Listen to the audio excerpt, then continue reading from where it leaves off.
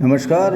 हमारा जो सब्जेक्ट है इंडियन एविडेंस एक्ट 1872, इसकी कुछ आवश्यक बातें मैं आपको बता देता हूं कि ये ब्रिटिश द्वारा बनाया गया है और ब्रिटिश काल से 1872 से ही ये चला आ रहा है।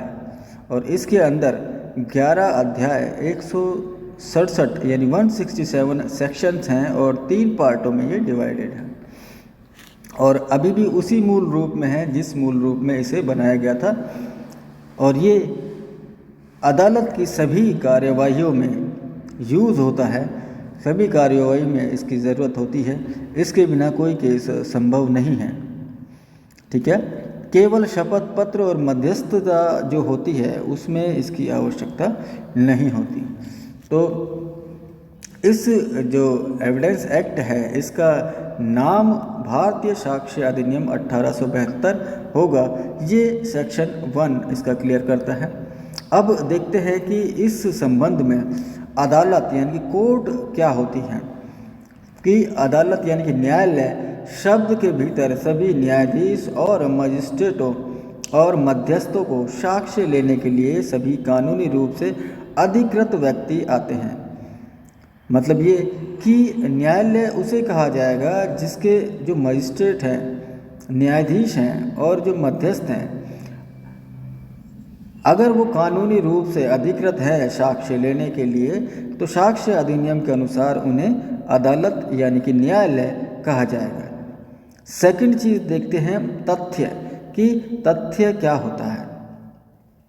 तो तथ्य का अर्थ और इसके अर्थ के अंतर्गत आते हैं। इसके अंतर्गत कौन कौन आते हैं तथ्य के अंतर्गत, कि किस तरह से इसे माना जा सकता है।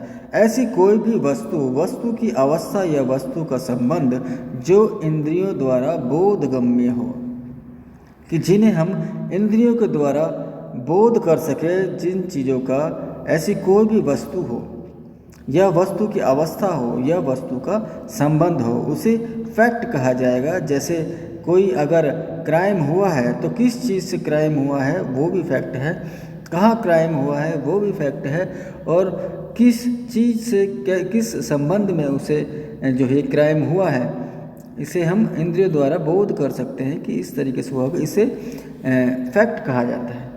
और या फिर कोई भी मानसिक स्थिति जिसके बारे में व्यक्ति को पता हो, कि व्यक्ति ये सोच सकता है कि मानसिक स्थिति ऐसी है कि ऐसा काम हो सकता है। इस चीज़ के बारे में एग्जाम्पल देख लेते हैं कि इस तरह की कार्रवाई से ऐसी चीज़ें एक निश्चित स्थान पर व्यवस्थित किया जाता है। यह एक तथ्य है कि कोई भी अगर क्राइम हुआ है तो कोई चीज़ कहाँ पे व्यवस्थित की गई है, कोई चाकू है तो कहाँ छुपाया गया है, तो ऐसा निश्चित स्थान के बारे में बताना ये भी एक फैक्ट होता है, एक तथ्य होता है। या एक आदमी ने कुछ सुना या देखा, यह भी एक तथ्य होता है। ऐसे ही एक आदमी ने कुछ शब्द कहे तो वो भी एक तथ्य है, जिस तथ्य के बारे में उसके तथ्य मानकर उसको लिखा जा सकता है, उसे तथ्य मान सकते हैं कि एक आदमी ने कुछ शब्द कहे थे उस टाइम जब क्राइम हुआ था। नेक्स्ट है कि कोई भी व्यक्ति ऐसी राय रखता है, ऐसा करने का इरादा रखता है, अच्छे विश्वास में या कपटपूर्वक कार्य करता है, या एक विशिष्ट शब्द एक विशिष्ट अर्थ में प्रयोग करता है, या किसी विशेष अनुभूति से अवगत है, यह एक निर्दिष्ट समय पर था, तो ये सारे एक तथ्य के रूप में यूज़ होंगे। ये सारे एक तथ्य हैं कि कोई भी व्यक्ति कोई राय रखता है तो ये एक तथ्य है कि हाँ वो व्यक्ति उस आदमी के बारे में ये राय रखता है। या कोई व्यक्ति किसी को कुछ चोट या हानि पहुंचाने का इरादा रखता है तो ऐसा इरादा भी एक तथ्य है।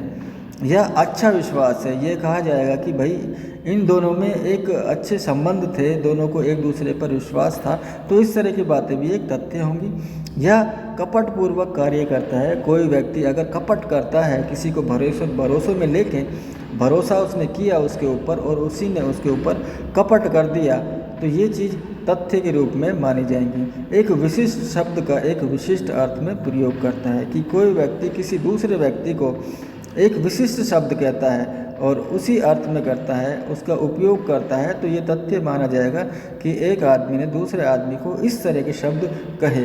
या किसी विशेष अनुभूति से अवगत कराता है, कि वो ऐसा बताता है कि सामने वाले को कुछ और अनुभूति हो जाती है कि हाँ ऐसा हो सकता है। या एक निर्दिष्ट समय पर था। ये भी एक तथ्य है कि जहाँ पर क्राइम हुआ और वो उस समय वहाँ उपस्थित था, तो उस समय वो उपस्थित था, तो ये भी एक तथ्य के रूप में माना जाएगा। या एक इंसान की अच्छी प्रतिष्ठा है, ये भी एक तथ्य है कि अगर किसी प्रतिष्ठा का सवाल आता है किसी केस में, किसी विवाद में, तो यह कहा जाएगा कि इस व्यक्ति की अच्छी प्रतिष्ठा है, इसकी अच्छी ख्याति है, ये एक बहुत अच्छा इंसान है, तो ये सारे उस आदमी के पक्ष में एक तथ्य के रूप में माने जाएंगे, तो इसे भी एक तथ्य कहा जाएगा। फिर देखते हैं सुसंगत। सुसंगत क्या होता है कि एक तथ्य दूसरे तथ्य से, इस सुसंगत तब कहा जाता है जबकि तथ्यों की सुसंगति से संबंधित इस अधिनियम के उपबंधों में विनिर्दिष्ट प्रकारों में से किसी भी प्रकार से वह तथ्य उस तथ्य से सशक्त है कि इस अधिनियम में जो भी प्रोविज़न किए हैं उनके अनुसार एक तथ्य दूसरे तथ्य से संबंधित होना चाहिए। जैसे एक तथ्य यह हो गया कि एक व्यक्ति का मर्डर हुआ, और दूसरा तथ्य यह हो सकता है कि उसका जो चाकू मिला है उसी से मर्डर हुआ, तो दोनों तथ्य एक दूसरे से कनेक्टेड हैं, तो एक दूसरे से सुसंगत कहे जाएंगे। फिर है विवादक तथ्य। विवादक तथ्य क्या होता है? विवादक तथ्य से अभिप्रेत और इसके अंतर्गत आता है ऐसा कोई भी तथ्य जिसे या तो अकेले ही या अन्य तथ्य के संसर्ग में, यानी कि अन्य तथ्य के साथ में किसी ऐसे अधिकार, दायित्व या निर्योग्यता जिससे किसी वाद या कार्यवाही में प्रख्यान या प्रत्याख्यान किया जाता है कि उसका अस्तित्व, अनस्तित्व, प्रकृति या विस्तार की उपपत्ति अवश्य होती है। कि विवादक तथ्य क्या होता है कि जिस घटना से, जिस क्राइम से रिलेटेड जो तथ्य होते हैं वो विवादक तथ्य होते हैं। तो आज की वीडियो में इतना ही, अगला दूसरे वीडियो में हम डिस्कस करेंगे। धन्यवाद।